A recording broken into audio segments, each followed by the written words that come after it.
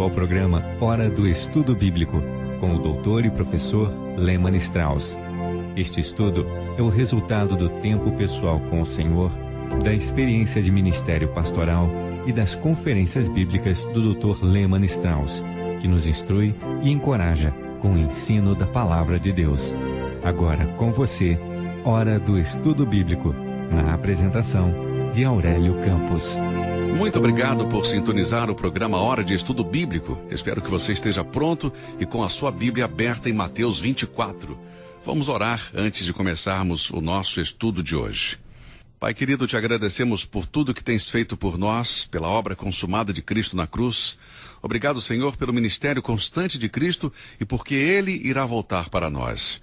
Te agradecemos por tua santa palavra que estamos estudando hoje. Ajude-nos a compreendermos, Senhor, o que tu queres nos dizer e aplicar isto aos nossos corações. Oramos em nome do Senhor Jesus. Amém. Muito bem, vimos deste estudo de Mateus 24 que esse sermão do Monte das Oliveiras é para os judeus, que a igreja não aparece neste sermão. Na verdade, estamos lidando com a nação de Israel, a nação indestrutível que sobreviveu e permanecerá, até mesmo quando as nações gentílicas deixarem de existir. Os antissemitas não gostam disso, mas é um fato, e não pode ser negado. Nabucodonosor se vangloriava de que seu reino babilônico iria continuar infinitamente, mas ele caiu. Os líderes gregos esperavam que seu império continuasse, mas ele se desintegrou. Roma sofreu com uma corrupção interna que levou ao seu fim, mas virá o dia em que a pedra do céu vai destruir a imagem da profecia de Daniel. Mas nos dias desses reis, o Deus do céu levantará um reino que não será jamais destruído, e este reino não passará a outro povo.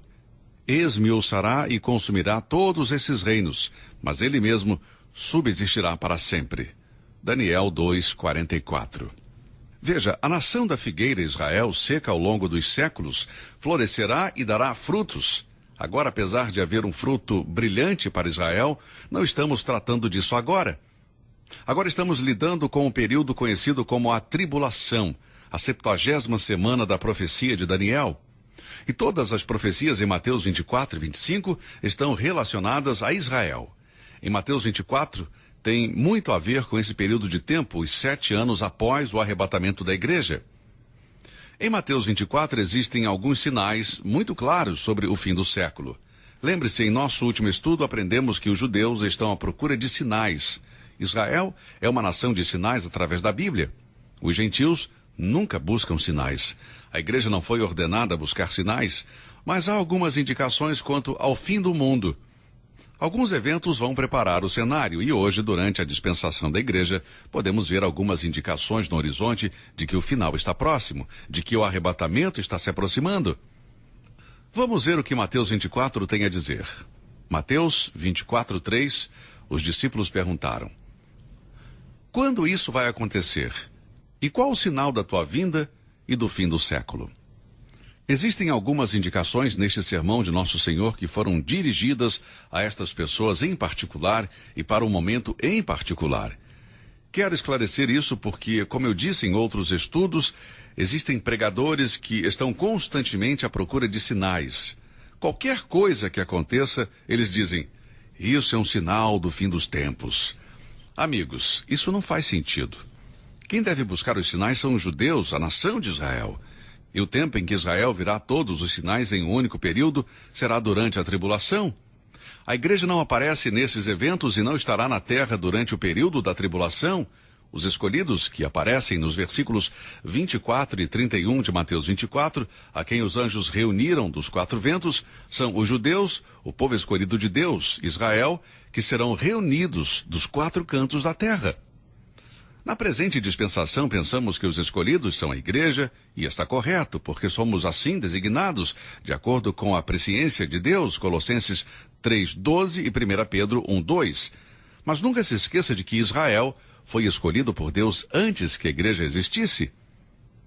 Em Isaías 45, versículo 4, Deus fala de Israel como meu escolhido. Em Isaías 65, versículo 9, ele os chama de meus eleitos. Depois do arrebatamento da igreja para o céu, ou seja, depois que os escolhidos de Deus desta dispensação forem arrebatados para o céu com o Senhor, então Deus vai continuar a lidar especificamente com a nação escolhida de Israel. Os sinais em Mateus 24, então, são para Israel no período da tribulação e não para a igreja. O arrebatamento da igreja é um acontecimento único e pode ocorrer a qualquer momento. E quando isso acontecer, será sem aviso prévio. Mas o retorno de Cristo à Terra depois da tribulação será precedido por sinais preditos pelo próprio Senhor. Agora estou ciente dos perigos envolvidos ao dizer que toda guerra ou peste, ou um terremoto em particular, ou alcançar uma nova tribo com o Evangelho, seja um sinal da segunda vinda de Cristo. Professores, pregadores, até mesmo pessoas que se dizem profetas, têm se envolvido nesse infeliz passatempo nos últimos anos. Mas, amados, tendo em vista todos os sinais previstos pelo Senhor, em especial a figueira, creio que se justifica acreditar que estamos nos aproximando do arrebatamento e da tribulação que se segue. Então, depois destas palavras de introdução, vamos analisar algumas indicações em Mateus 24. Chame-as de sinais ou do que você quiser. Primeiro encontramos o que eu vou chamar de sinal do engano. Observe a frequência com a qual nosso Senhor usa a palavra engano. Vou ler alguns versículos e enfatizar a palavra enganar ou engano. Por exemplo, Mateus 24, versículos 4 e 5. E Jesus respondendo disse-lhes: acautelai-vos que ninguém vos engane, porque muitos virão em meu nome dizendo, eu sou o Cristo, e enganarão a muitos. Sublinha aí a palavra enganar em sua Bíblia. Agora no versículo 24. Porque surgirão falsos cristos e falsos profetas, e farão tão grandes sinais e prodígios, que, se possível fora, enganariam até os escolhidos. O nosso Senhor estava prevendo que o fim do século se caracterizaria por um aumento do número de falsos mestres e falsos ensinos que enganarão e desviarão a muitos.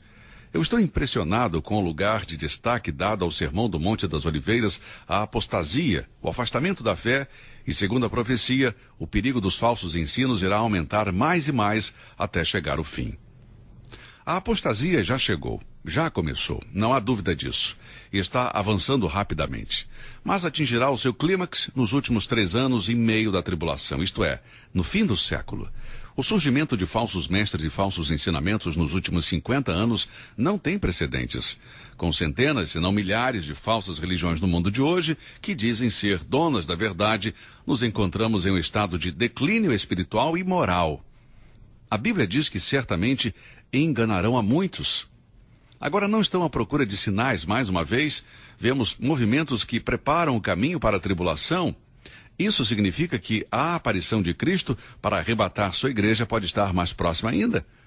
Por favor, não me culpe por expressar a minha própria opinião ou interpretação pessoal sobre a passagem que estamos estudando. Depois de estudar a história da igreja, posso dizer que nunca se presenciou a apostasia que estamos vivendo na atualidade. A busca da verdade e a aceitação de mentiras é o movimento que caracteriza os últimos dias e culminará com uma grande ilusão, um poder enganador, a tal ponto que crerão no anticristo. Isso é o que diz 2 Tessalonicenses capítulo 2. Vamos ler 2 Tessalonicenses capítulo 2, versículo de 7 a 11. Porque já o mistério da injustiça opera, somente um que agora resiste até que no meio seja tirado. E então será revelado o iníquo, a quem o Senhor desfará pelo assopro de sua boca e aniquilará pelo esplendor de sua vinda. E esse cuja vinda é segundo a eficácia de Satanás, com todo o poder e sinais e prodígios de mentira, e com todo o engano da injustiça para os que perecem, porque não receberam o amor da verdade para se salvarem. E por isso Deus lhes enviará a operação do erro, para que creiam na mentira. Veja, na última parte da tribulação, o diabo encarnado aparecerá na pessoa do homem do pecado e enganará a milhões de pessoas. Essa é a segunda fase da tribulação. Veja, Satanás é o pai da religião. Claro, a religião não é o cristianismo. Cristianismo é Cristo. Cristianismo é uma pessoa. A religião é o homem tentando fazer algo para aplacar a indignação justa de Deus. Cristianismo é Deus fazendo tudo para salvar o homem pecador. Por favor, reconheça esta distinção, que existe uma grande diferença aí. Todas as religiões do mundo juntas não podem salvar uma única alma sequer. O homem não pode fazer nada para satisfazer as justas exigências de um Deus santo. Deus fez tudo na pessoa de seu Filho. Não se pode escrever a palavra cristão sem incluir Cristo. Se você tirar Cristo da palavra cristão, o que sobra? Nada. Sem Cristo, amigos, não somos nada. Cristianismo não é uma religião. Cristianismo é uma pessoa, Jesus Cristo. Digo mais uma vez, o diabo é o pai das religiões. Isso levanta uma questão interessante. Como o diabo entrou neste negócio de religião? Se você for para o livro de Isaías, capítulo 14, terá uma ideia de como o diabo entrou na religião. Isso também traz perguntas como, de onde saiu o diabo? Me fazem essa pergunta há anos. Lembro-me de uma mulher que certa vez se aproximou de mim no final de uma conferência e disse, você disse em uma mensagem que você cria na existência do diabo? E eu disse, sim, eu acredito. E ela disse, você disse também que Deus criou todas as coisas? Sim, eu disse, a Bíblia nos ensina isso. Aí então ela me perguntou o que eu já estava imaginando, se Deus também criou o diabo. Não, eu disse, Deus não criou o diabo. Ao que ela respondeu, então a Bíblia se contradiz? Claro que não, de maneira alguma, a Bíblia não se contradiz. Então como você explica isso? Ela me perguntou e eu disse, você e eu somos pecadores, não é mesmo? E ela confirmou. E eu perguntei, Deus criou o homem? Ela disse, sim. Então eu perguntei novamente, Deus criou os pecadores? E ela pensou por um momento e disse, acho que não. Não, realmente Deus não criou. Eu disse, ele não criou os pecadores. O homem foi criado à imagem e semelhança de Deus, mas o homem escolheu voluntariamente desobedecer a Deus. O homem tornou-se um pecador. Deus não criou o pecador. Deus criou o homem. Deus não criou o diabo. Deus não criou os demônios. Deus criou os anjos, e alguns anjos se tornaram demônios. Um ser criado, um anjo, se transformou em demônio. Isso é encontrado em Isaías capítulo 14, começando com o versículo 12, uma resposta parcial quanto à origem do diabo e o que o levou a tomar a decisão que ele tomou. Vamos ler Isaías 14, começando com o versículo 12. Como caíste desde o céu, ó estrela da manhã, filha da alva, como foste cortado por terra, tu que debilitavas as nações, tu dizias no teu coração, eu subirei ao céu. Acima das estrelas de Deus, exaltarei o meu trono, e no monte da congregação me assentarei, aos lados do norte. Subirei sobre as alturas das nuvens, e serei semelhante ao Altíssimo. Temos aqui um ser criado, uma criatura dizendo, eu vou ser como Deus, vou destronar Deus, vou ser como Deus. Por que esse anjo que se tornou o diabo pensou em destronar Deus e deificar a si mesmo? No ataque que o diabo fez ao Senhor no deserto, como lemos em Mateus 4, ele disse ao Senhor Jesus, depois de lhe mostrar todos os reinos do mundo e a glória deles, dizendo, tudo isto te darei se prostrado me adorares. Mateus 4, versículo 9. Sublinha aí a palavra adorares. Tudo isso te darei se prostrado me adorares. Atrás do que o diabo estava? Ele buscava adoração. Observe, Deus quer ser adorado pelas suas criaturas, mas o diabo também quer ser adorado pelas criaturas de Deus. Portanto, o diabo está buscando a adoração do homem para exercer domínio sobre sua alma. O diabo está no negócio da religião? Vamos ver isso na passagem de Apocalipse 13. Vou ler agora uma parte profética que ainda não foi cumprida. O cumprimento dessa profecia em Apocalipse 13 se dará no mesmo tempo que a profecia de Mateus 24 e de 2 Tessalonicenses capítulo 2. Vamos ler os versículos 3 e 4 de Apocalipse capítulo 13, onde lemos, e vi uma das suas cabeças como ferida de morte, e a sua chaga mortal foi curada, e toda a terra se maravilhou após a besta, e adoraram o dragão. Sublinha aí a palavra adoraram. Aparece duas vezes no versículo 4, uma vez no versículo 8 e uma vez nos versículos 12 e 15. Todo o capítulo 13 de Apocalipse tem a ver com a adoração. Mas quem está sendo adorado aqui? O versículo 4 diz que é o dragão. E quem é o dragão? Volte então para o capítulo anterior, o capítulo 12, versículo 9. E foi precipitado o grande dragão, a antiga serpente chamada o diabo. Quem está sendo adorado em Apocalipse 13 durante a tribulação? O diabo. O diabo encarnado na pessoa do homem do pecado, de 2 Tessalonicenses 2, versículos 3 e 4. A quem estão adorando? E adoraram o dragão, que deu à besta o seu poder, e adoraram a besta. Mas onde estão os cristãos neste tempo? Os cristãos verdadeiros estão no céu, neste momento. Veja, os que estão na terra são aqueles cujos nomes não estão escritos no livro da Bíblia. Eles são filhos do diabo e estão adorando o homem do pecado, o diabo encarnado que diz ser Deus. Ele assume o controle e reconstrói o templo em Jerusalém e diz, agora me adorem. Isso é o que fez Nabucodonosor. Ele fez uma estátua de ouro e exigiu que o adorassem. Portanto, temos aqui basicamente a adoração a Satanás. Nos dias de hoje existe muita apostasia. As pessoas se afastam da fé e muitas seitas viram moda. Isso não é o cumprimento de uma profecia, mas são indicações da aproximação do fim do século. O palco está sendo preparado para a grande tribulação. A 70ª semana da profecia de Daniel. Repito, Satanás é o pai de todas as religiões. Agora alguém poderá perguntar, não é Satanás que leva à dependência de drogas, ao alcoolismo, à prostituição, a estupros, assassinatos e roubos? Sim, é claro, mas isso na verdade são os resultados de sua religião. Na verdade, Satanás trabalha na área da religião. Aqui é onde ele capta o pensamento das pessoas. O homem é, intuitivamente, um ser religioso. É um ser religioso por natureza. Na consciência de cada pessoa, há algo que diz que existe um Deus. Mesmo as tribos na selva adoram algum tipo de Deus. Eu estive nas selvas da América do Sul e também nas províncias no norte das Filipinas, entre tribos primitivas, e posso dizer-lhes com certeza, em todos esses lugares que eu estive na terra, mesmo no lugar mais remoto, vi pessoas adorando algo.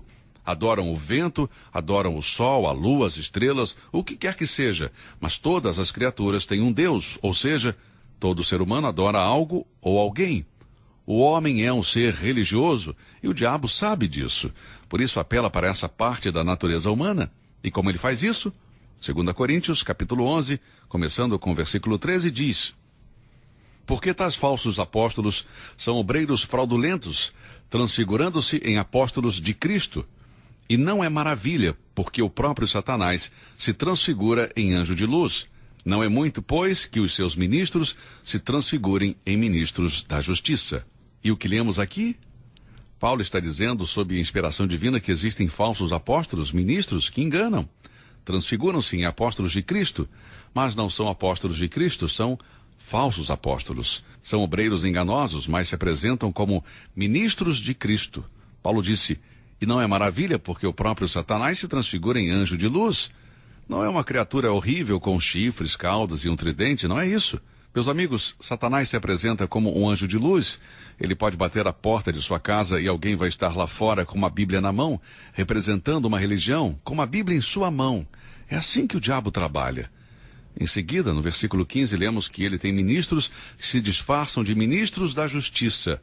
Não são ministros da justiça, mas sim, eles se apresentam como tais, como ministros da justiça. Então, o que temos aqui?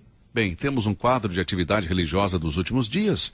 Digo mais uma vez, Satanás é o pai da religião. Veja, Satanás obscureceu a verdade no judaísmo com suas mentiras. Como vemos no capítulo 23 do Evangelho de Mateus, com o mesmo método ele está obscurecendo a verdade hoje. Se você acompanha as notícias, vai notar que a igreja e a religião constituem um tema central em todo o mundo. Os preparativos estão sendo feitos para ver uma única igreja mundial.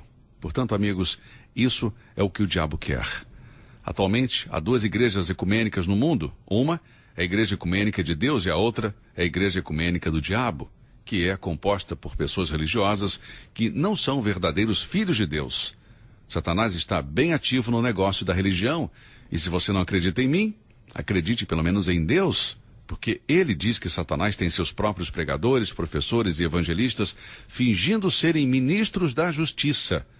Satanás é o autor do engano e tem emissários em lugares estratégicos em todas as organizações religiosas do mundo.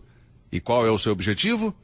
2 Coríntios 4:4 diz, nos quais o Deus deste século cegou os entendimentos dos incrédulos para que lhes não resplandeça a luz do evangelho da glória de Cristo. Jesus disse, porque muitos virão em meu nome dizendo, eu sou Cristo, e enganarão a muitos. No início da igreja cristã, o apóstolo Paulo escreve aos Gálatas, capítulo 1, versículos 6 e 7.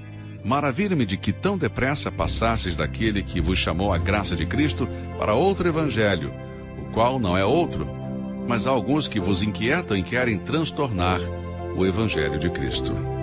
Muito bem, o nosso tempo acabou por hoje. Vamos continuar o nosso estudo no nosso próximo programa. Eu só quero deixar este versículo que resume muito bem o que estamos falando hoje. Porque muitos virão em meu nome dizendo, eu sou o Cristo, e enganarão a muitos. Que Deus o abençoe e até o próximo estudo. Você ouviu Hora do Estudo Bíblico com o professor e doutor Lehmann Strauss, na apresentação de Aurélio Campos. Se você deseja ouvir novamente esta mensagem, visite a nossa página na internet www.bbnradio.org. Fica o convite para você nos acompanhar amanhã, neste mesmo horário, aqui na BBN. Hora do Estudo Bíblico é uma produção da BBN.